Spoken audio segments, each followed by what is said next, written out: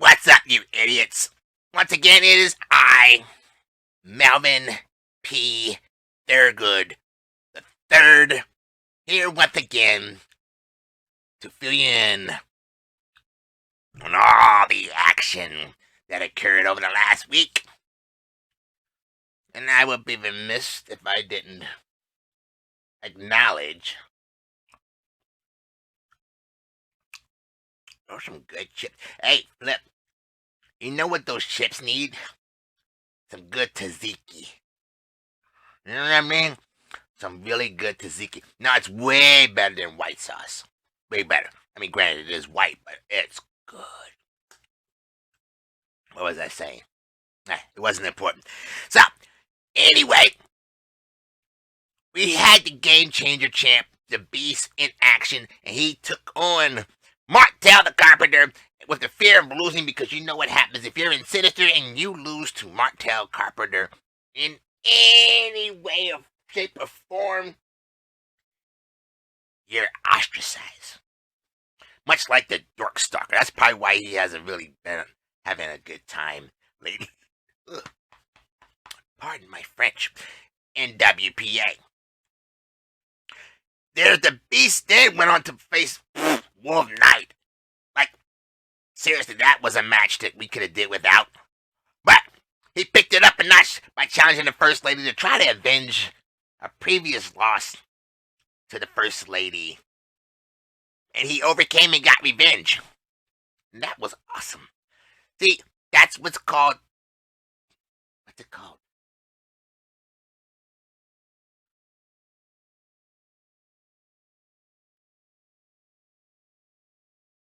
Motivation? Yeah, we'll just use the word motivation right now. Now, currently, this week, he is engaged in a battle with money, and that battle is still going on. Yes, folks. We are double-dipping reports. Now, Brasso took on the Emperor. Well, never should I say. he totally demolished the Emperor. I mean, I've never seen something so just, Like, I don't even know why the Emperor even showed up. I mean, goodness gracious. He could have just, stayed at the commentary table or something. I don't know, stayed in the back at catering. I don't know. Whatever happened, Emperor decided to show up, and Brasso, who's been on pretty good matches lately, beat that ass. Like as if he was a red-headed stepchild. Fuck redheads. No, I mean really, like, you ever seen a nice redhead with some nice, with a lot of sauce up in the front? Yeah, they could be getting hot, especially the British ones. You mean, when did I last see a British one? That time we went to Zakynthos, which is where I found tzatziki. I'm gonna name a child tzatziki. Now, the Pinnacle was supposed to have a match with Money MF and Mike, but for another week, Money MF and Mike wasn't around. So, Pinnacle was on commentary, and he was asked about his upcoming match with Jermaine Walker for the TV title, and he said, by hook, by crook, by any means necessary, he was going to take that title from Jermaine Walker. He said Jermaine Walker will not be the television champion after this week. Hey, gotta admire his foolish confidence. Now, Cloudy Diggs took on the Super Champion King, who actually was back this week and actually competed. He lost, but he competed. I don't know what happened last week. He wasn't really here. I don't know. Somebody must have been some faker. Faker, yeah. Under faker. Now, Lion Umbris, excuse me, Lycan Umbris took on the badass Eddie Vendetti and defeated him. Now, Lycan Umbris lately has been having bad luck with partners, but good luck with matches. I mean, I don't like the guy, but I gotta admit, he seems to be pretty tough. I mean, hell, he was in the top 10 in standings. You can't deny his ring ability, but this is a person. Although it was funny when he attacked Polish Power, that was some bullshit. That was some funny shit.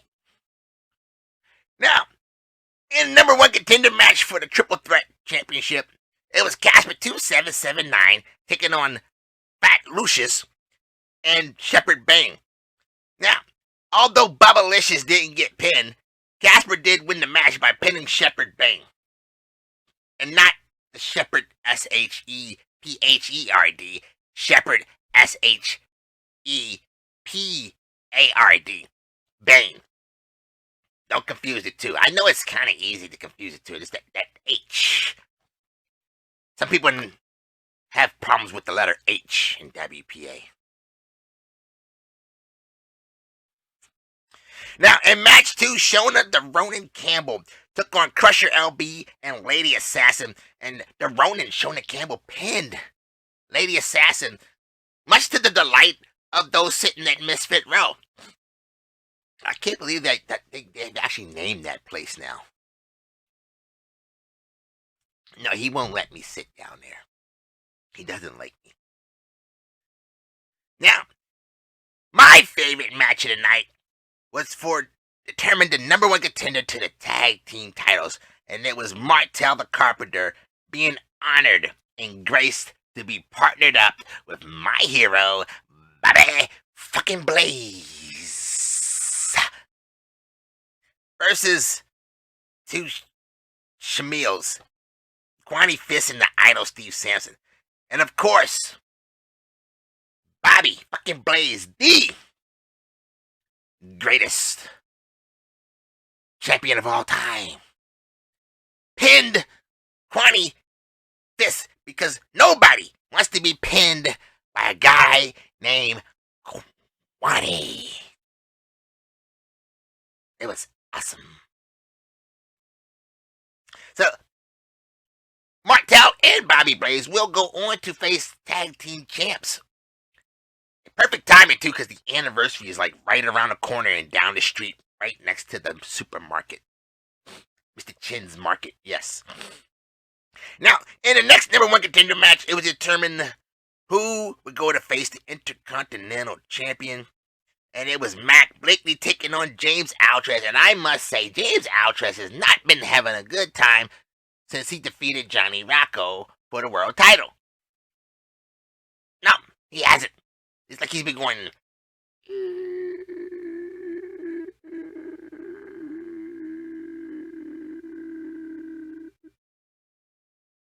20 minutes later. Boom! Down. But Matt Blakely picked up the win, and thus will be moving on to face the Intercontinental Champion.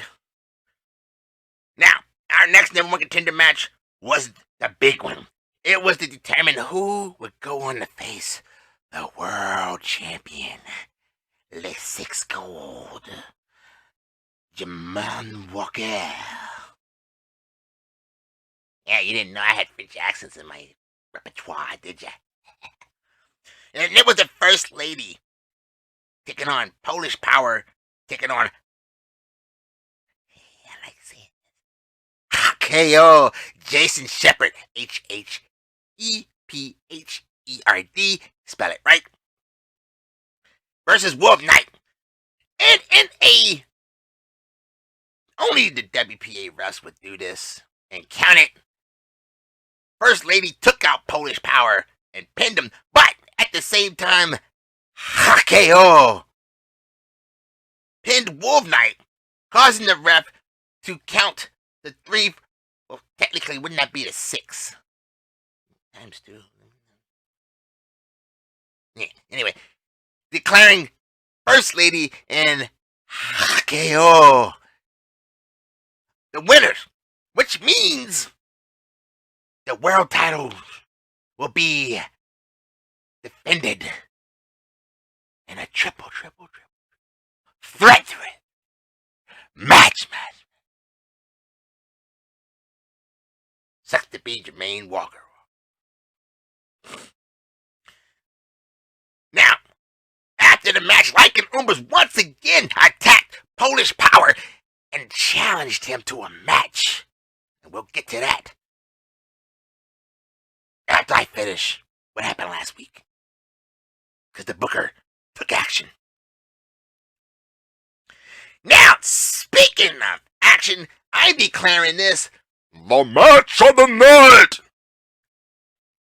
As South Bronx Savage took on the Master Sean Puff with special guest referee Melvin P. Thurgood the third.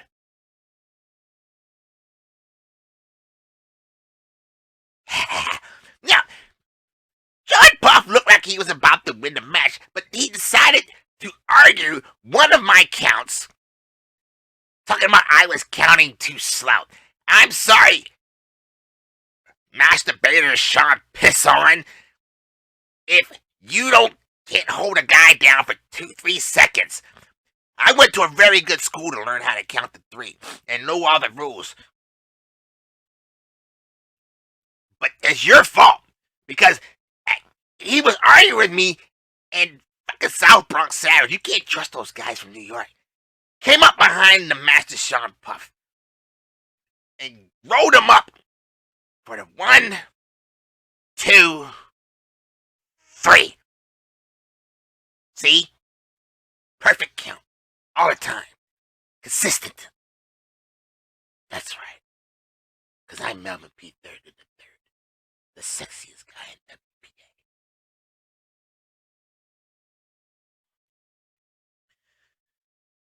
Now, we move on to the big daddies of the night. As the Trios Championship was on the line.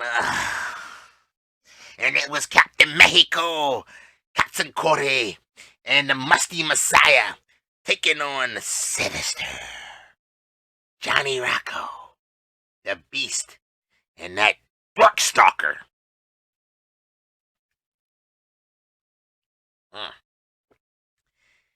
It was an intense match. It really was, though. It was actually a very intense match. But in the end, the Musky Messiah fell victim to a Black Void, a Beast Bomb, and then an Annihilator, and was pinned by Johnny Rocco. Yeah, I almost thought the Darkstalker was going to mess that up. Well, I'm sorry. He called the guys in Sinister a bunch of bitches. So he got what he got. You can't call them a bitch and then think they're just going to just, be nice. I will say they did shake the other two's hand. They treated them with respect. Good sportsmanship on their part. They didn't. They just kicked dirt on the Messiah. Still musty. Now, in our tag team championship, it was Bulletproof, the Lunatic Aqua Vigia, and Dirty Dre taking on the Killer Goons Big Mel and the sponsored athlete Jay LaMasters. And after all the shit talking, when he didn't show up to a match, he's been on a ripping roar lately. But Big Mel picked up the win for his team, by pinning Dirty Dre. I mean, I'm pretty sure I said last week we know what's going to happen. I mean, it's Killer Goons. Come on. It's Big Mel and Jayla Masters. Big Mel, the first ever Grand Slam champion in WPA. He's won some of them. Oh, speaking of which, I almost forgot. Flip, do you realize now we have 3 Grand Slam champions in WPA? And one of them is in Jermaine Walker. Yeah, we got Big Mel, the first. And then Johnny Rocco and the Dork Stalker actually have Grand Slam status now. Yeah, they both just needed the trios title. That's kind of cool. That would explain why they had that match. Now, in our triple threat fight, it was the Street Fight King taking on Sterling J and Jackson Aries. And Jackson Aries, hold on, I need a chip for this one. These chips are good.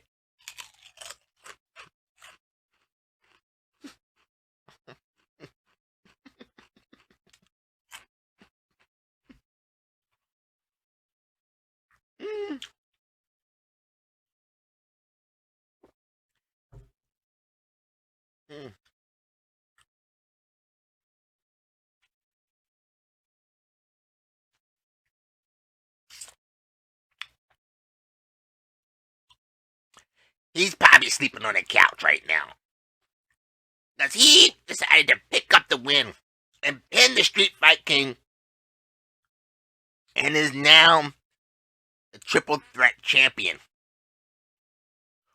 After the match, Starling J accused him of stabbing her in the back. Hey, looky here, Buttercup. This is business. There's no room for love in this. You go out there to win titles. Not to be your perfect boyfriend. He did what he had to do. I actually respect him because you can't let them control your success. Don't let them hamper your success. That's what they try to do. When they can't be successful, they try to bring you down with them. So I'm happy that Jackson Aries won. Now he'll have to take on the Ronin, Shonen Campbell, and Casper 2779. I only see the threat being in the Ronin, though. I don't know. Then again, Casper, you never know. Now, in our U.S. title match, it was Machete Ramos taking on JP DiMaggio, the Notorious One. And JP DiMaggio just obliterated the Machete. And Machete had no answers. No answers for anything that JP presented him. Which is not very surprising. You could say lately he's been kind of, but we've also said that you never know. JP DiMaggio, he is a former world champ, by the way. Former U.S. champ. He knows how to win titles. And that's what he did, folks. He's our new U.S. champion. Now, at the Intercontinental Championship, Red Death took on Nerkahante, and Nerkahante was able to defeat Red Death in a fair and impartial match. Not ref by me, because my match was match of the night. I said it. I meant it. Put a stamp on it. Now, in our title match, our world title match, Jermaine Walker faced Michael, Oliver, Nathaniel Everett Young, Money. His name might as well have been Penny because Jermaine Walker pinned his ass to retain his title with the black hand side. Stocks in Lucky Charms went down 3% after that. And folks, that was it. That was last week. This week, as we prepare for the WPA anniversary.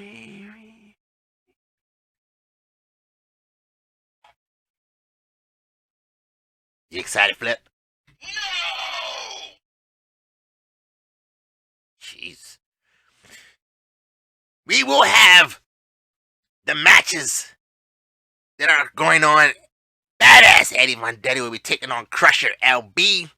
Matt Blakely will take on the Idol Steve Sampson.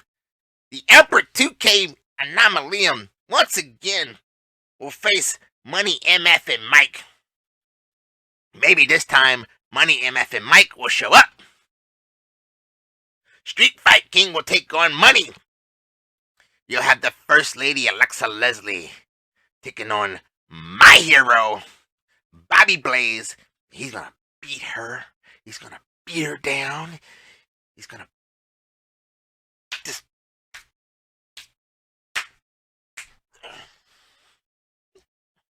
Bobby fucking Blaze. Yeah. Yeah! James Alcatraz will take on Martel the Carpenter. He's gonna lose. What? Which one? I said it. No, I'm not gonna say which one, Flip, because if I say which one, then I have to eat my words. So I'm just gonna say, be vague. Red Death will take on Cloudy Diggs. Johnny Rocco will take on the IC champ Nergahante in a non-title match. Machete Ramos will take on Hakeo Jason Shepard. The Lunatic Aquaregia will take on the Beast. Dirty Dre will take on the Dorkstalker. Wolf Knight will take on Lady Assassin. Shepard Bane will take on Katsukori. Fatty McGee Luscious Lucius will take on the sponsored athlete Jayla Masters, and he will get his fat ass whipped. He's gonna lose about 20 pounds after Jayla Masters is done with him. In a number one contender match for the Triple Threat Championship, the Messiah will take on South Bronx Savage and the Super Champion King.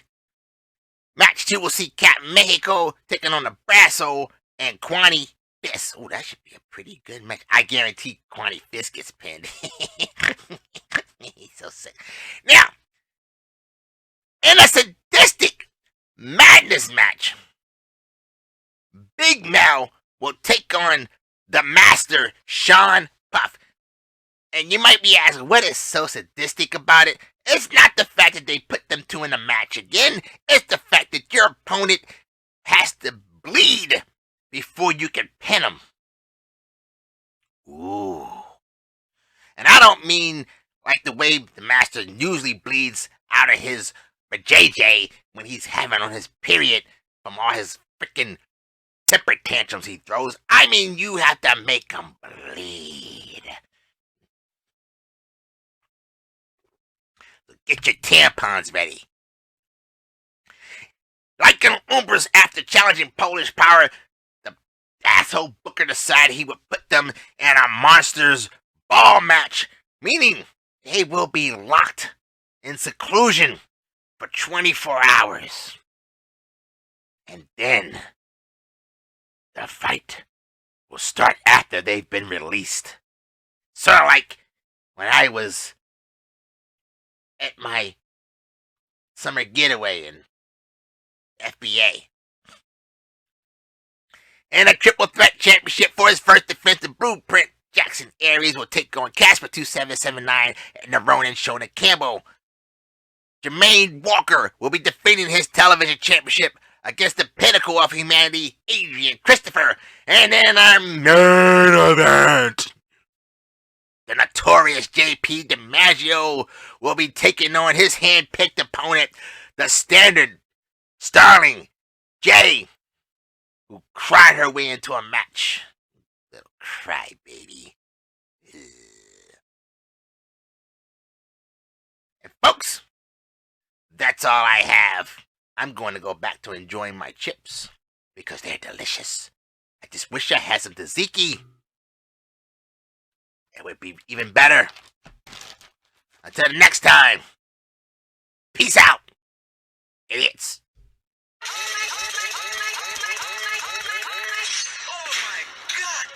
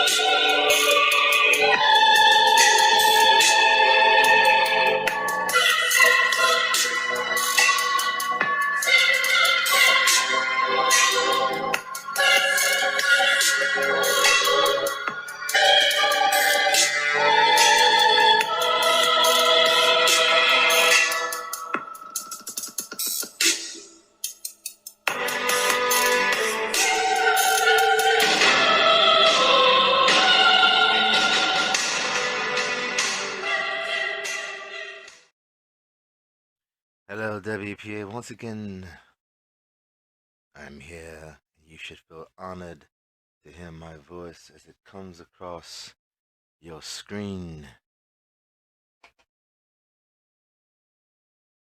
I am, of course, Philip Alexander Catterton IV. And this week, my pick is not a former. It is none other than Melvin P. Thurgood III. I was highly impressed by his command and control over that street fight. Such a vicious match indeed. But through it all, he maintained professionalism and control and impartiality.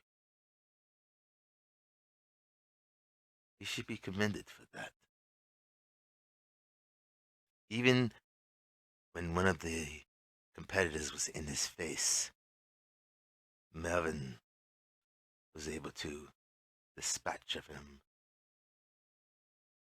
amicably, professionally.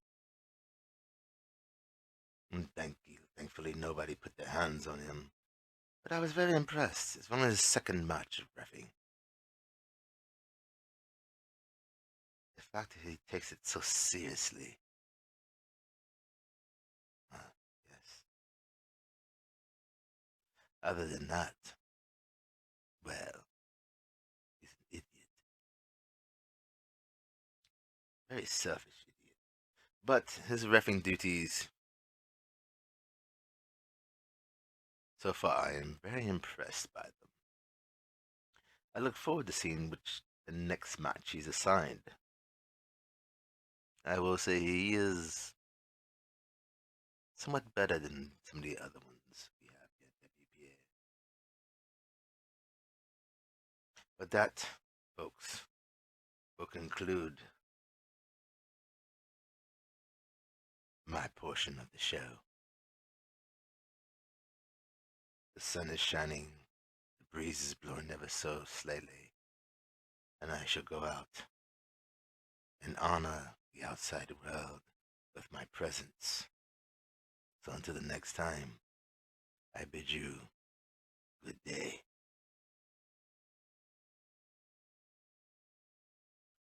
I said good day.